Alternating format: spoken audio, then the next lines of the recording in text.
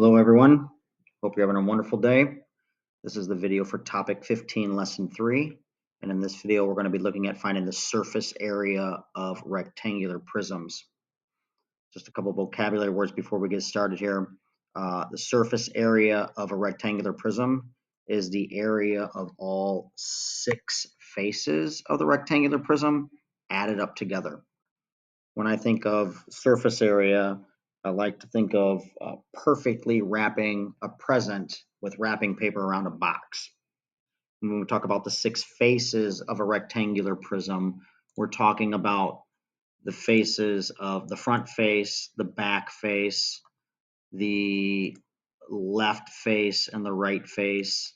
And then, of course, we have a top and a bottom face. And the front and the back are going to be the same. The left and the right are going to take up the same amount of space, and the top and the bottom are going to take up the same amount of space. And the last vocabulary word is just a net drawing. A net drawing is the term used to describe a three-dimensional shape that has been cut out and it has been laid flat. We'll be using net drawings when we talk about finding the surface area in the second example. We're going to look at finding the surface area of rectangular prisms 2 different ways. You can use either way that you feel most comfortable with, whether it's a constructed rectangular prism like this first example, or whether it is a net drawing. You choose what you're most comfortable with. The first method we're going to look at is using the formula for surface area of a rectangular prism.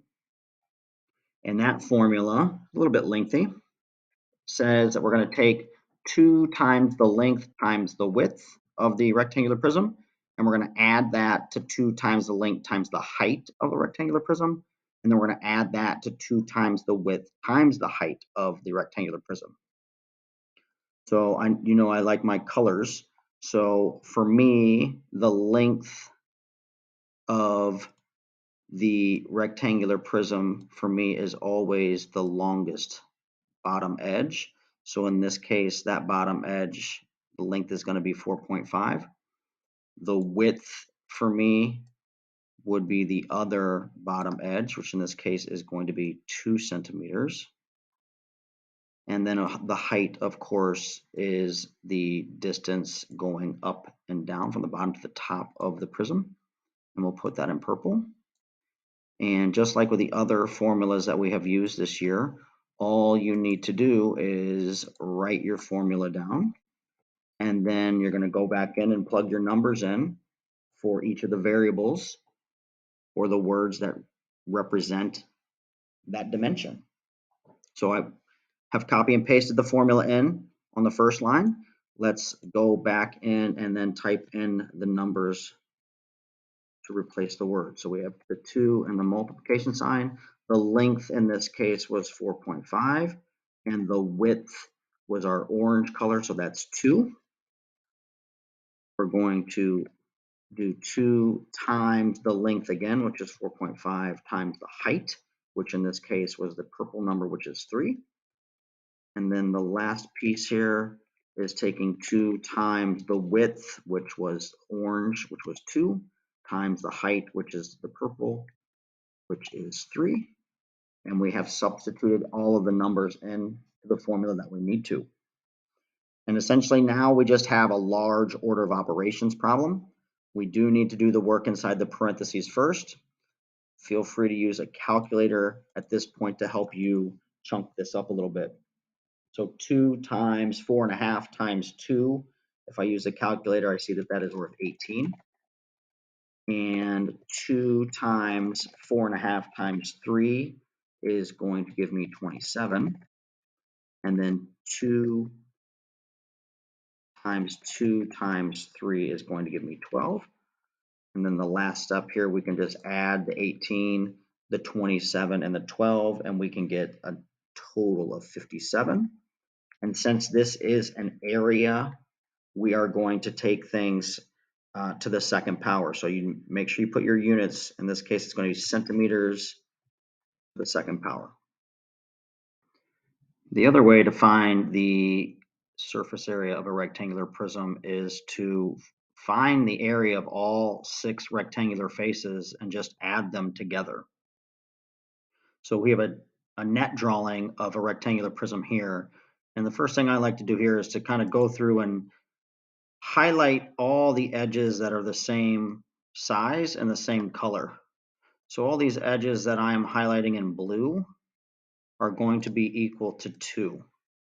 And this is just a great visual to help you figure out what numbers you need to use in order to multiply and get the area for each rectangle. So we're going to make all of the edges that are 6 centimeters, I'm going to turn them orange.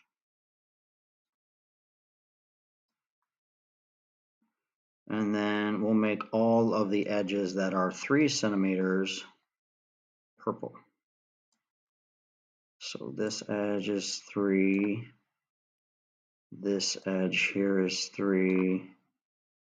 This is 3.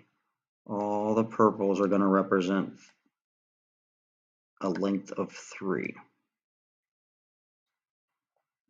Now I just need to go through and find the area for each rectangle and add them together. So I like to kind of start on the left and work my way across. So the one on the rectangle on the far left is an orange with a blue. So that is 6 and then 2, right? So 6 times 2, that means that face has an area of 12. And I'll just kind of work my way to the right. We'll go up here to the top rectangle here. That's a purple with a blue. So that is a 3 by 2 rectangle. So that has an area of 6. Then we have a purple with an orange. So purple was 3, orange was, excuse me, orange was 6. We have a 3 by 6. So that rectangle has an area of 18. We have another blue with purple. So that's another 3 by 2. That's another 6. If we go over here, we have another orange with blue. Orange with blue earlier was 6 by 2, so it's going to stay the same, and that was 12. And then finally, the last rectangle over here on the right is a purple with an orange, which is a 3 by 6 as well. So that's 18. And then if we just take all of the numbers that I'm going to highlight in yellow here and we add them together, 12 with 6 with 18 with 6 with 12 with 18 again. If we add that all up, we get a number of 72. And since they are in centimeters, it's going to be centimeters. And since it is area, it is going to be centimeters to the second power. I'd like you to go ahead and try the example problems on the next page here. There's 3 of them. Please make sure that you are trying the area, the surface area formula once, and then try to find the area of all the faces for the second one. And then on the third one, you may choose whatever method works best for you.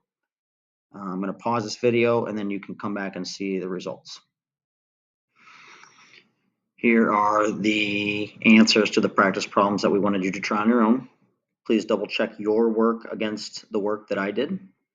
If something is not right, then we need to have a discussion. I highlighted the correct answers in green. I did my best here to highlight the edges and different colors. I know it's tough to see because the rectangular prism was colored, but if you have questions, make sure you ask. And then on the last one, I just decided to use the formula because it was easy for me to plug in the numbers because the numbers were given to me. Double check them. Make sure you ask any questions if you have any concerns. Have a good day.